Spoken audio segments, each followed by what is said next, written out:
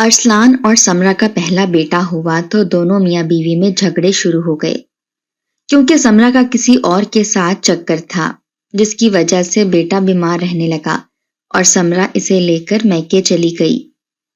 جب وہاں بیٹے کی طبیعت زیادہ خراب ہو گئی اور علاج کے لیے پیسے ختم ہو گئے تو ارسلان کے پاس آ گئی۔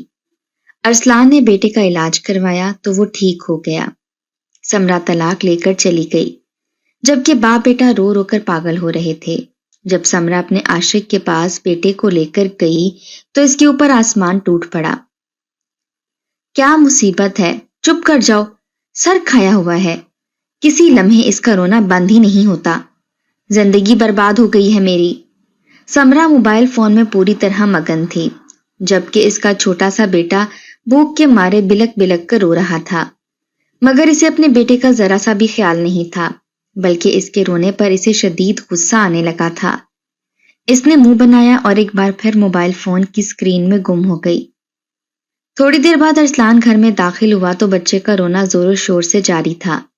اس کے قدم ایک لمحے کو ٹھٹک گئے، دل میں خوف سا ابھرا کہ کہیں بچہ بیمار تو نہیں پڑ گیا یا گر کر اسے کوئی چوٹ تو نہیں لگ گئی۔ وہ فوراً ہی تیزی سے کمرے کی طرف بھاگا، مگر آگے کا منظر دیکھ کر اس کا غصہ حد سے بڑھ گیا۔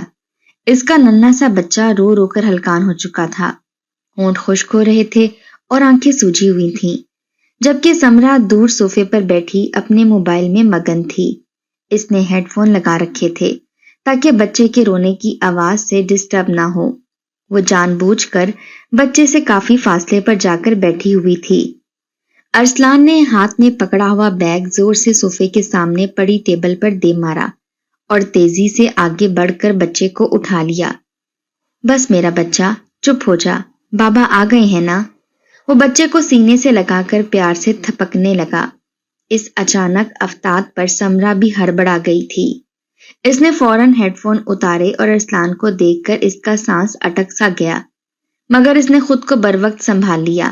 وہ چہرے پر جھوٹی مسکان سجائے آگے بڑھی اور کہنے لگی، آپ آ گئے ہیں؟ مگر ارسلان نے ہاتھ اٹھا کر اسے وہیں روک دیا۔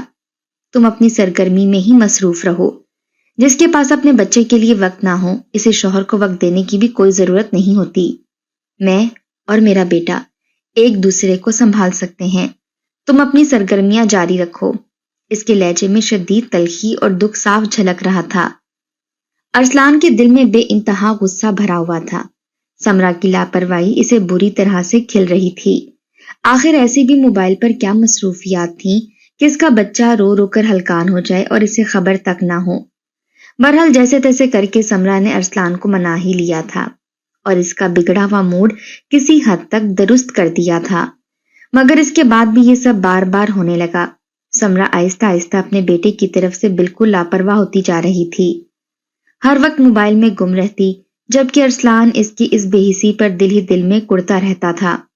وہ پورا دن گھر سے باہر ہوتا تھا، گھر میں کیا ہو رہا ہے اور کیا نہیں اسے زیادہ خبر نہ ہوتی تھی۔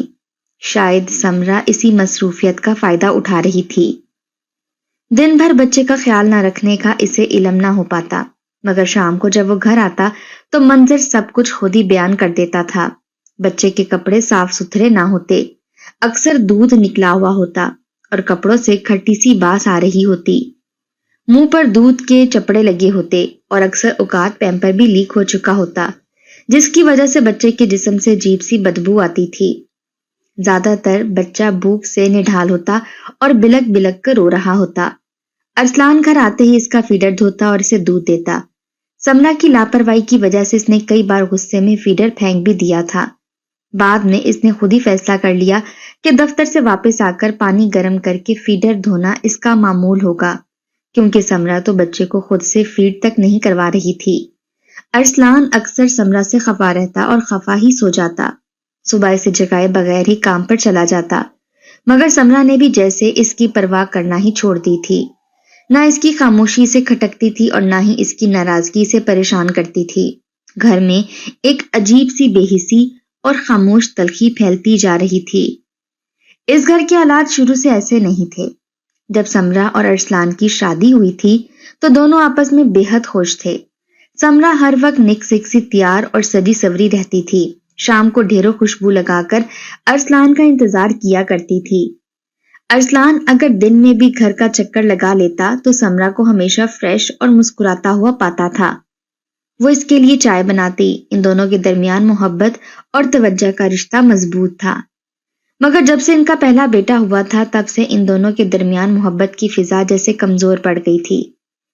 چھوٹی چھوٹی باتوں پر لڑائیاں اور جھگڑے ہونے لگے تھے۔ ارسلان کو اپنا بیٹا صاف ستھرا ہنستا مسکراتا ہوا چاہیے ہوتا تھا، مگر ایسا ہونا اب ناممکن سا ہو گیا تھا۔ سمرا نہ تو بچے کی صحیح طرح سے دیکھ بھال کرتی تھی اور نہ ہی اسے وقت پر دودھ دیتی تھی۔ بچہ دن بدن کمزور ہوتا جا رہا تھا اور بار بار بیمار پڑنے لگا تھا۔ ارسلان بار بار سمرا سے کہتا کہ بچے پر توجہ دو، مگر اس کے کان پر جوں تک نہیں رینگتی تھی۔ اس نے اپنا اوڑھنا بچھونا موبائل فون کو ہی بنا لیا تھا۔ اسی دوران سمرا کا اپنے ایک کزن کے ساتھ رابطہ ہو گیا تھا جو ان دنوں دبئی میں رہتا تھا۔ وہ شکل و صورت میں عام سا تھا مگر لاکھوں روپے تنخواہ لیتا تھا۔ اسی دولت کی چمک نے سمرا کے دل میں عجیب سی بے چینی پیدا کر دی تھی۔ اب اسے اپنے شوہر کی سادگی اور اس کا نرم مزاج بوجھ لگنے لگا تھا۔ بہانے بنا بنا کر ارسلان سے دور رہنے لگی تھی۔ پہلے پہل ارسلان اس کے قریب ہونے کی کوشش کرتا رہا مگر سمرا کے بیزار رویے نے اسے بھی خاموش کر دیا تھا۔ اب تو بچے کی وجہ سے ان کے درمیان مستقل جھگڑا رہنے لگا تھا۔ ایک دن یہ جھگڑا شدید نوعیت اختیار کر گیا۔ سمرا ناراض ہو کر اپنے بیٹے کو لے کر میکے چلی گئی۔ جاتے ہوئے اس نے کہا کہ وہ وہیں جا کر بچے کا علاج بھی کروائے گی اور اس کا خیال بھی رکھے گی۔ یہاں اسے ہر وقت کڑوی باتیں سننے کو ملتی ہیں۔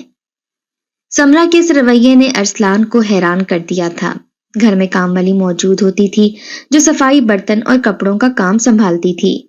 سمرا کو صرف ایک وقت کا کھانا بنانا ہوتا تھا جو اکثر باہر سے ہی آ جاتا تھا۔ اس کے باوجود وہ بچے کو سنبھالنے میں ناکام رہی تھی۔ میکے میں جا کر بھی اس کے مشاغل وہی رہے تھے۔ سارا دن موبائل فون استعمال کرتی رہتی۔ بچے کی دیکھ بھال اس کی ماں کرتی تھی۔ گندگی اور لاپرواہی کی وجہ سے بچے کو کئی بیماریاں لگ چکی تھیں۔ علاج انتہائی مہنگا تھا۔ مہنگے علاج کے باعث سمرا دوبارہ ارسلان کے پاس واپس آ گئی تھی۔ اس نے اپنی مجبوری بیان کی کہ ماں باپ مزید پیسے نہیں لگا سکتے اور اس کے پاس جو کچھ تھا وہ ختم ہو چکا ہے۔ ارسلان نے دل بڑا کر کے سمرا کو دوبارہ اپنے گھر اور دل میں جگہ دی تھی۔ اس نے بچے کا علاج خود کروایا تھا۔ علاج مہنگا ضرور تھا مگر اس نے کسی چیز کی کمی نہیں چھوڑی۔ نتیجتاً 3 مہینوں کے مسلسل علاج کے بعد بچہ بالکل ٹھیک ہو گیا۔ اس دوران ارسلان نے بچے کی دیکھ بھال کے لیے آیا بھی رکھ لی تھی۔ جب اس نے دیکھا کہ علاج مکمل ہو چکا ہے اور بچہ صحت مند ہو گیا ہے تو سمرا نے ایک بار پھر اپنی پرانی مصروفیات شروع کر دی تھیں۔ سارا دن موبائل پر کالز اور میسیجز کا سلسلہ جاری رہتا۔ آیا سارا دن گھر میں موجود ہوتی تھی اور سمرا کی باتیں سنتی رہتی تھی۔ اس نے ارسلان کے سامنے بہانے بنانا شروع کر دیے۔ آخر کار ارسلان نے آیا کو فارغ کر دیا اور سمرا کو بچے کی مکمل ذمہ داری سونپ دی۔ مگر جب سمرا ایک بار پھر بچے سے لاپرواہ ہوئی تو اس بار ارسلان نے برداشت نہ کیا۔ دونوں کے درمیان شدید بحث اور تکرار شروع ہو گئی۔ اس بار معاملہ خاموشی سے دبنے والا نہیں تھا۔ اس رات بچے کی طبیعت ایک بار پھر سے بہت زیادہ خراب ہو گئی تھی۔ سمرا کو بھی علم تھا کہ بچے کی طبیعت خراب ہے۔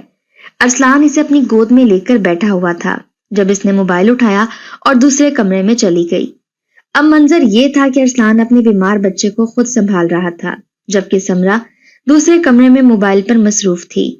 اس کی ہنسی کبھی ہلکی اور کبھی دبی ہوئی آواز میں باہر آ جاتی تھی۔ ارسلان کو لگا جیسے وہ فون پر کسی سے باتیں کر رہی ہے۔ ارسلان نے کئی بار خود کو سمجھایا کہ وہ وہم میں مبتلا نہ ہو مگر اس رات دل کا بوجھ کچھ زیادہ ہی تھا۔ وہ آہستہ سے اٹھا اور سمرا کے کمرے کی طرف بڑھ گیا۔ سمرا واش روم میں تھی۔ میز پر رکھا ہوا موبائل اس کی نظروں کے سامنے تھا۔ اسکرین روشن تھی اور میسیجز کھلے ہوئے تھے۔ ارسلان کے قدم جیسے زمین میں گڑ گئے۔ اس نے ایک ایک میسیج پڑھا۔ وعدے، مستقبل کے خواب، بیرون ملک بلانے کی باتیں، شادی کی جھانسے، ہر لفظ اس کے سینے میں خنجر کی طرح اتر رہا تھا۔ اسے یوں لگا جیسے برسوں کی محنت، محبت، قربانی سب ایک ہی لمحے میں مٹی ہو گئی ہو۔ اس کے ہاتھ کانپنے لگے تھے مگر آنکھوں میں آنسو نہیں آئے تھے۔ شاید صدمہ آنسوں سے بھی آگے نکل چکا تھا۔ وہ خاموشی سے واپس آیا اور بچے کے پاس بیٹھ گیا۔ بچے نے نیند میں کروٹ بدلی اور اس کے سینے سے اور زیادہ لپٹ گیا۔ ارسلان نے آنکھیں بند کر لی۔ دل میں ایک ہی سوال تھا کہ اب کیا ہوگا۔ وہ اس عورت کو اپنے ساتھ نہیں رکھ سکتا تھا جو اس کے بچے کی ماں ہو کر بھی اس کی دشمن بن چکی تھی۔ بچے کی بیماری سے زیادہ اسے اپنے عاشق سے باتیں کرنے کی فکر تھی۔ اگلی صبح گھر میں مکمل خاموشی تھی۔ سمرا معمول کے مطابق تیار ہو رہی تھی جیسے کچھ ہوا ہی نہ ہو۔ ارسلان نے اسے بیٹھنے کا کہا۔ اس کی آواز میں غیر معمولی سنجیدگی تھی۔ سمرا نے پہلی بار اس کے چہرے کی طرف غور سے دیکھا۔ وہاں غصہ کم اور ٹوٹا ہوا یقین زیادہ تھا۔ ارسلان نے موبائل اٹھا کر پاس ورڈ کھولا، میسیجز نکال کر موبائل اس کے سامنے رکھ دیا۔ اسکرین پر کھلے ہوئے میسیجز خود سب کچھ بیان کر رہے تھے۔ سمرا کے چہرے کا رنگ بدل گیا۔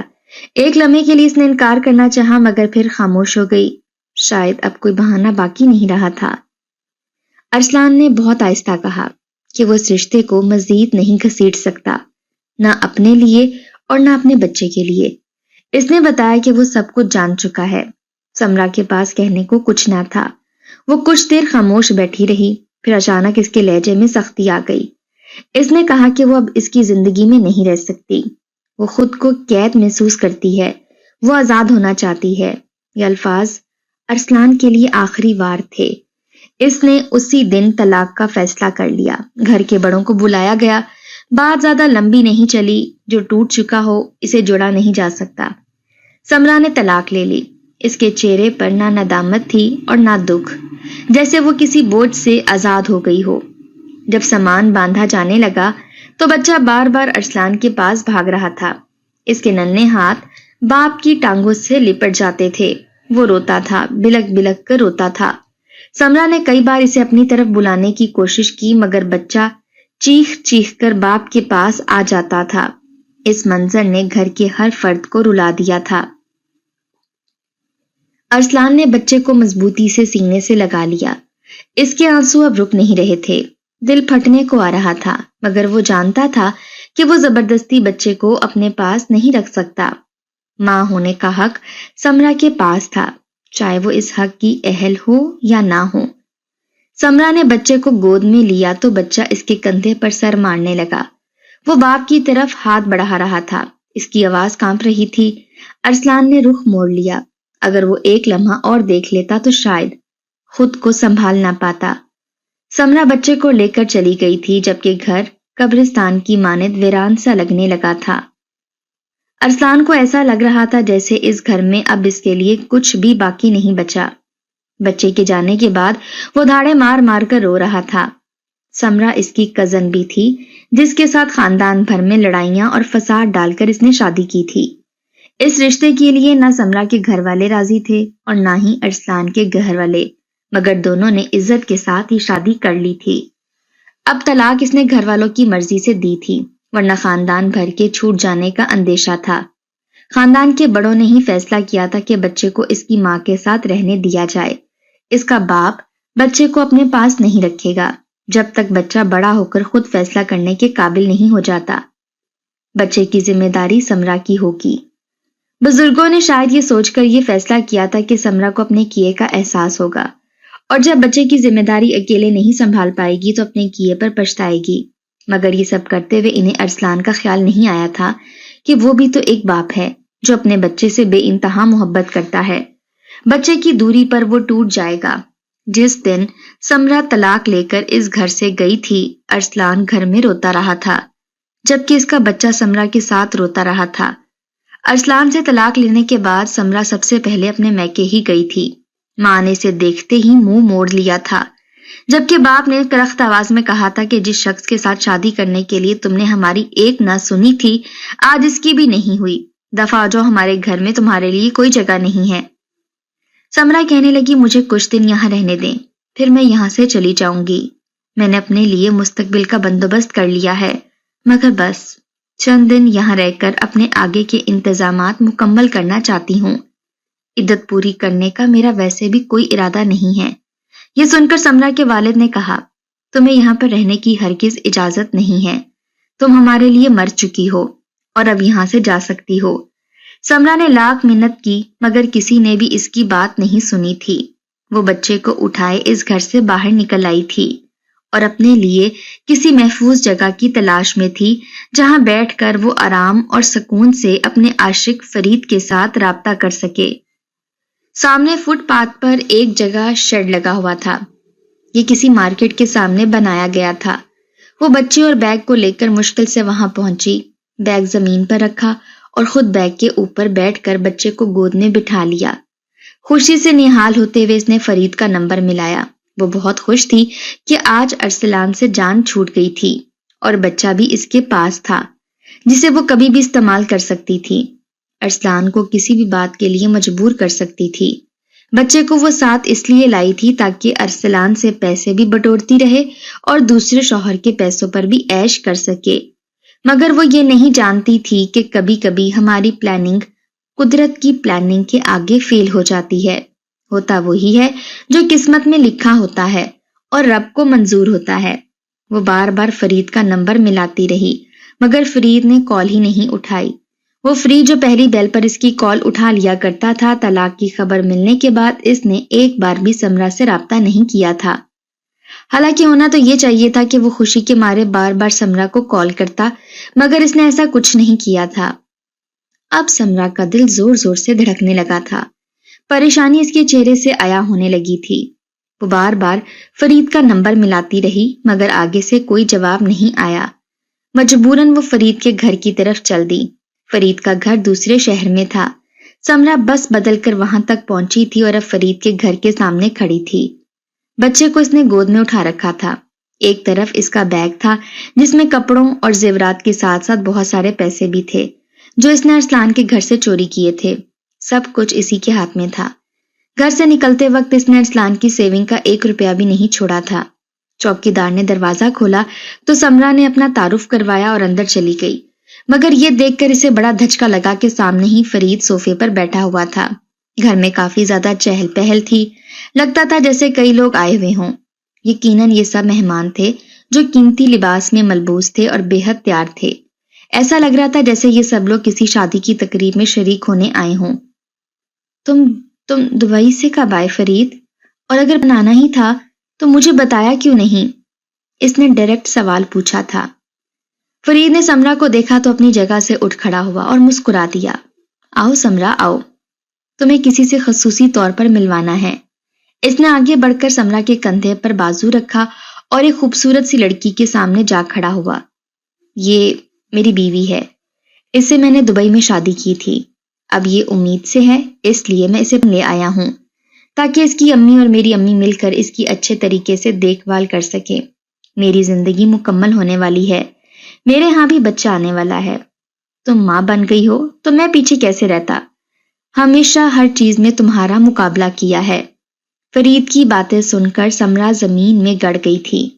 اس نے کہا تھا تم تو مجھ سے شادی کرنے والے تھے۔ فرید زور زور سے ہنسنے لگا، کہنے لگا میں تم سے شادی کیوں کروں گا؟ تم جیسی بے وقوف لڑکی میں نے آج تک نہیں دیکھی۔ میری میٹھی میٹھی باتوں میں آ کر تم نے اپنا ہنستا بستا گھر اجاڑ دیا۔ میں نے صرف تمہیں بے وقوف بنایا تھا، صرف اور صرف اپنی بے عزتی کا بدلہ لینے کے لیے جو تم نے میرا رشتہ ٹھکرا کر کی تھی اور اس ارسلان کو اپنا ہمسفر چن لیا تھا۔ اس دن میں نے سوچ لیا تھا کہ تم سے اپنا انتقام لے کر رہوں گا، اور دیکھ لو آج میرا انتقام پورا ہو گیا۔ کھانا ضرور کھا کر جانا، آج میرے سسرال والوں کی دعوت تھی۔ یہ کہتے ہوئے فرید دوبارہ مہمانوں کی طرف متوجہ ہو گیا۔ سب لوگ دبی دبی ہنسی کے ساتھ سمرا کو دیکھ رہے تھے۔ ذلت کے احساس نے سمرا کی آنکھوں میں آنسو بھر دیے۔ وہ بچے کو اٹھائے اس کے گھر سے باہر نکل آئی۔ اب اس کے پاس کوئی راستہ باقی نہیں بچا تھا۔ وہ سیدھی ارسلان کے پاس پہنچی، بچے کو اس کے حوالے کرتے ہوئے بیگ بھی ارسلان کے گھر میں چھوڑ دیا۔ اب اسے معلوم تھا کہ وہ دھکے کھاتے اور در بدر ہوتی ہوئی اپنی زندگی گزارے گی۔ شکر تھا کہ اس نے وقت پر اپنے بچے کی زندگی کا فیصلہ کر لیا تھا۔ اسے اس کے باپ کے گھر میں ایک محفوظ مستقبل ملنے والا تھا۔ میری پیاری بہنوں، اپنے شوہر جیسے بھی ہوں، جو بھی کما کر لائیں، اسی میں خوش رہنا اور گزارا کرنا سیکھیں، ورنہ نہ جانے کتنے ہی فرید آپ کی زندگی تباہ کرنے کے لیے بیٹھے ہوتے ہیں۔